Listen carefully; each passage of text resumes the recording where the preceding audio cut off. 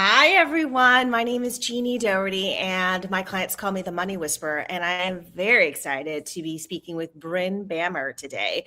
We are going to be talking about money and how the role of kink can sometimes play a very important part in couples' lives and their money. So, one of the questions that I really wanted to ask Bryn is, you know what?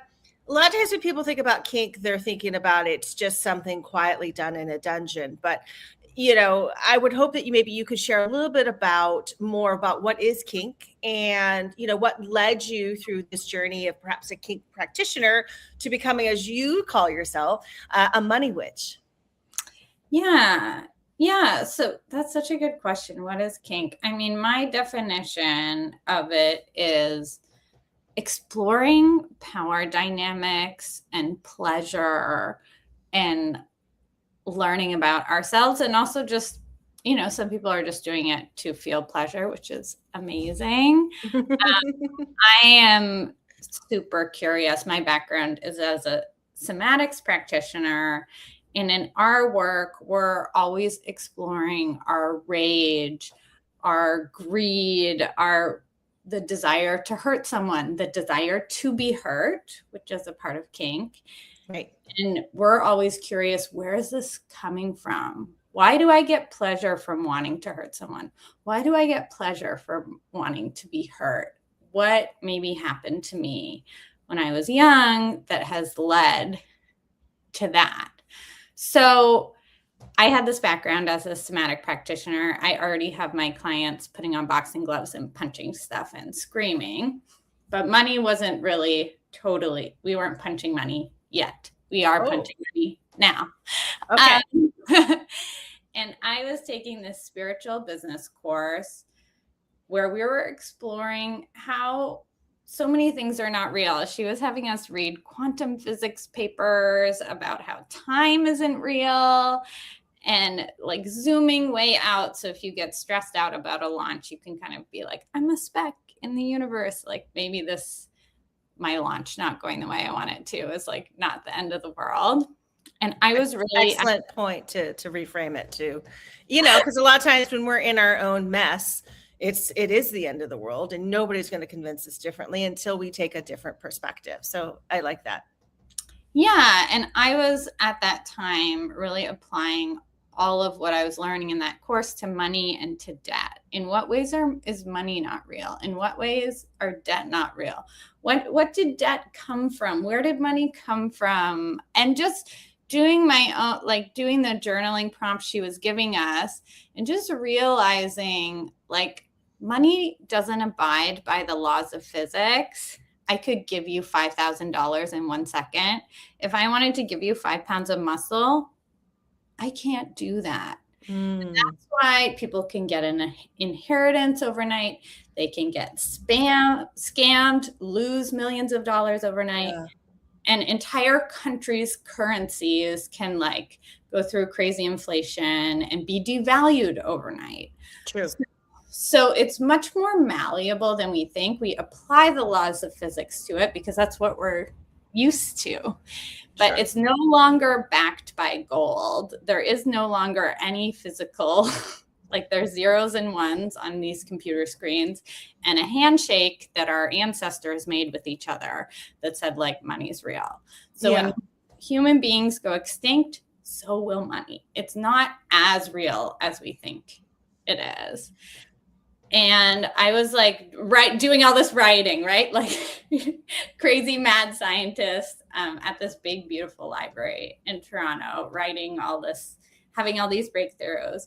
And then I was walking home from the library and it just literally landed in my head, what if I applied kink to money? I like this. Share more. Yeah. So I wasn't in the kink world. And so I got another woman who was in the same course with me and we hopped on a Zoom and I was like, I have this idea. What do you think? And she was like, well, you could tie cash up with rope. You could put it in the corner and ignore it. You could whip it with a belt or you could pee on money. And when she said pee on money, I felt tingles all over my body. I felt pleasure.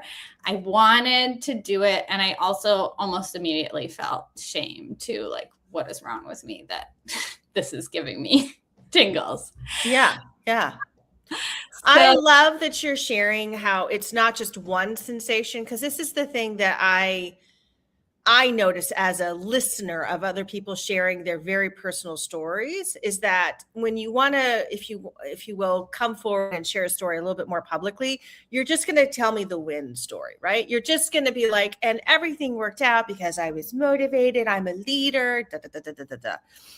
And I know that the world is much more opaque. And I know that money, it can be hidden in some interesting crevices within our psyche. So I love that the moment that you share, like, I just figured I could go pee on some credit cards. And you had like, oh, this is so exciting for me. And there are people in this audience who are going to be like, oh, but then they feel really weird or shame or something like that. So I want to just take that moment of like, there's a lot of bluffing that happens on social media, especially with money. But I love that you're sharing a completely fresh and honest perspective. Yeah. Yeah. So it took me a couple of days, and I just like went in my wallet and I had like a 20 and a 10 or whatever I had. And I put it in the bathtub and I squatted down and I peed on it, and I loved it. I fucking loved it. First time I did it. And it's a process. We wash the money. Okay. You can disinfect with Lysol if you're freaked out. I have been called a bio terrorist. I don't know what's going to get you in trouble on YouTube, but I don't think that would do it. You never know. I've got videos taken down and reported for a lot of things on TikTok more. But yeah, so for me, I was a people pleaser when I was a kid. And when I got my first job, I people pleased my boss to make money. And I was at the point where I was even people pleasing financial analysts I'd never met. I was I read like Overcoming Under Earning by Barbara Stanny, and I was trying to follow her formula to a T. Like I was like, how does Barbara Stanny want me to budget? And how does she think I should ask for a raise or whatever? So I was very much in this subservient mode to even my budget, my bank account, my lines of credit, like this financial universe that I am actually the boss of. Right. So you were serving the money as your master. Isn't that interesting? Yes. So for me, when I pee on money, it switches the power dynamic. Yes. You are not the boss of me. You are not controlling me. Shut the fuck up. Be humiliated. And then for me, the process of washing the money, putting it to dry, at the end, I like love it. I like genuinely feel love for the it just shifts my energy. So I was even embarrassed to like tell friends. Like it's a weird thing to text your friend. It is weird. Let's just drop that right now. It is weird. I texted one friend and I said, I did something kind of weird. I want to tell you, but I'm not ready. That was like fun. And then she, of course, was like, I love, I'm sure it was amazing, whatever you did. Like, she was like so supportive. So I definitely told the woman who was in the course who suggested it. She obviously was supportive. And then I started telling friends, and then I started talking about it on TikTok. And then I went viral on TikTok. Wow. And then I got a lot of people mad at me, and I went actually into another layer of shame, another shame spiral around it. I deleted TikTok. I was like, I don't even want to know. I hope more people don't, it was like 10,000 people have seen it. And then 30,000 people have seen the video. And then I was like, I hope no one else watches. Yeah. And the human brain is obsessed with itself. Like I became self-centered to the point where I was like, oh my God, this person on the street probably saw my TikTok and probably thinks I'm a bioterrorist and It's so interesting, that reframe. So I so appreciate the honesty here of like, the more everyone finds out about your secret in the bathtub, the more you get exposed. And I just want to say that that's one of the things about money and behavior, is that we always expose our motivations, because the money is where you're going to put it, usually like 90% of the time. So when I work with couples, my experience is that, there's often one person who might be kind of the good one with the money. They might be in control with the money, and they have the expectations with the money, and the other person may not maybe earn as much, may not be as responsible. And this is very common in relationships. We often marry our opposite, financially speaking. And so when this happens, there's going to be an argument somewhere down the road, or there's going to be sort of this crestfallen moment. I didn't know you were in that kind of debt, or I didn't know that you had a loan to your ex-boyfriend, et cetera, et cetera. Right. And so how does your work impact couples and help them? Yeah, I think first of all, shame and the kinky money work are always, it goes together. Actually, when I teach workshops on this now, and I teach a workshop called 8 Kinky Rituals for Wealth, urination is not required. You want to do the one that gives you tingles. So it's not about copying what I did. Some people want to do that. Other people want to do their own. But I do a section on processing shame, because they go hand in hand. Yeah. And I think in the good one, the bad one of a couple, one person is trying to shame the other person perhaps is shaming themselves.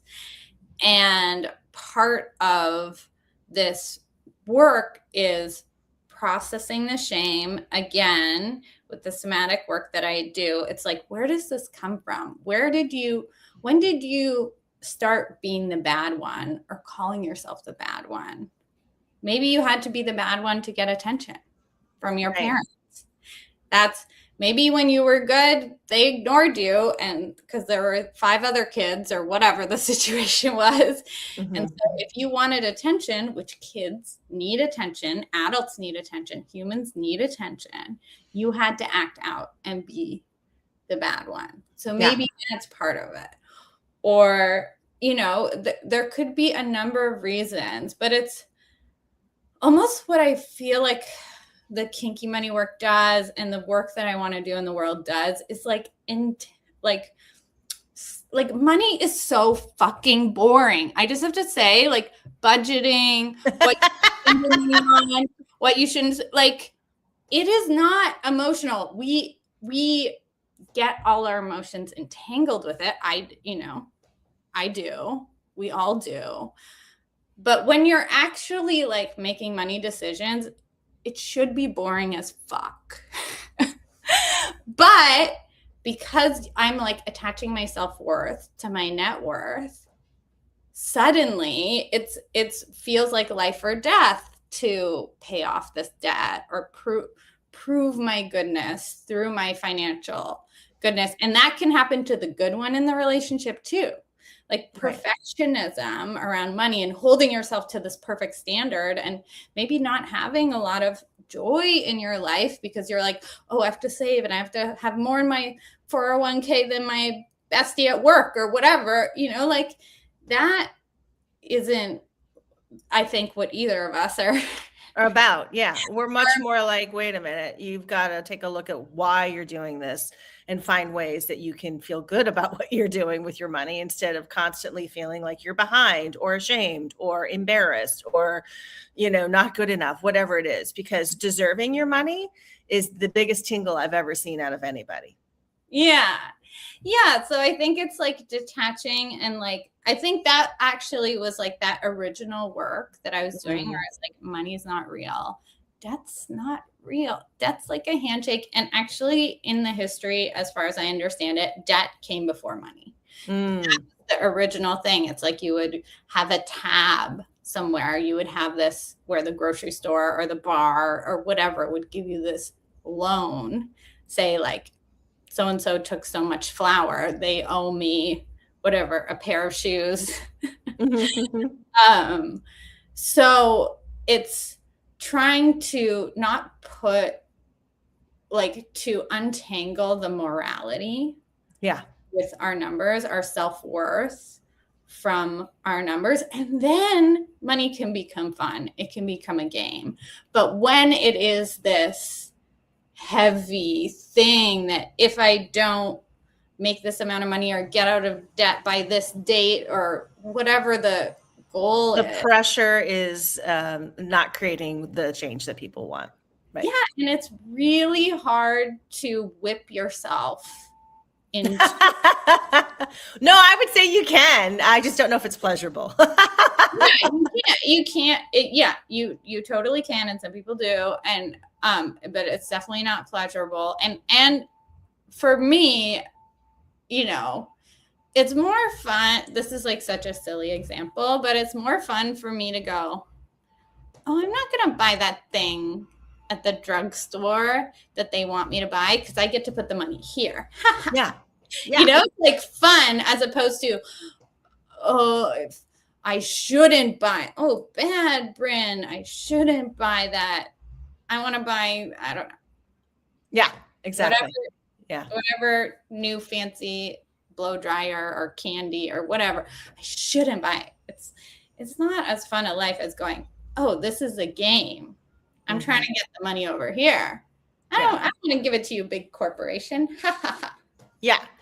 Well, the other thing that I was thinking about from the kink world, and this is the red light, yellow light, green light. And a lot of times that's used in communication for certain situations. But what I find for money conversations is that if you maybe ask your partner or your spouse and say, Bryn, I need to have this conversation with you. Are you ready to talk about this? And you're like, I'm at a red light. I'm not even at a yellow. We got to talk about this when I'm at green. And now if it's an emergency, doesn't matter. You both got to deal with it. But as you just said, most of the time it's not to that level anyway. But checking in to ask for permission is a big step forward, because a lot of times what we've been taught is that there is a dominant person in the relationship and they're allowed to break through our boundaries of safety and communication and hit us hard with their, like, what happened? What did you do? What is going on? And that creates more like, than, oh, let me help you. I love that so much. And it came in my mind as soon as you brought up the red light, yellow light, green light. I was like, do you want to buy this thing? Is it a red? Is it a yellow? Or is it a gray? Like, even just thinking about like budgeting, or like, which are my like green budget items that I like definitely want to spend money on? What are the things in my budget that are yellow that it's like, I kind of want to, but it's like, yeah, maybe not. Yes. Yeah. You're cautiously evaluating. So I don't want to forget this piece, but how could the kink curious, because I feel like there's definitely people who are like going to be watching this video later, but how can the kink curious connect with you? Yeah, I think probably the best way is I have a free pre-recorded workshop called 8 Kinky Rituals for Wealth. It goes through 8 different options. You want to find the one that brings you tingles. You might create your own. Sometimes in my workshops, people are like, oh, I know what I want to do. It's it's something that I haven't even thought of. And that, gets you onto my mailing list. I start telling you what's up. That's probably a good place. Or if you prefer, I'm pretty active on Facebook and LinkedIn. So, those are probably the places if you just want to hear my random thoughts. Random. Yeah. Well, I talk about this stuff, but I talk about patriarchy. I talk about a million things. Okay, awesome. So, Bryn, I'm so grateful that you came today and you shared your wisdom when it comes to kinky money tools. And I'm so excited for people to check out your wealth of knowledge. And, you want to talk to a money witch, talk to Bryn. And for those of you who are interested, this is the Money Podcast for couples, or I should say the Money Whisperers podcast for couples. And I would love it if you would like and subscribe this video. And I look forward to having another show with another very interesting guest. So thank you, everybody who showed up. Yay!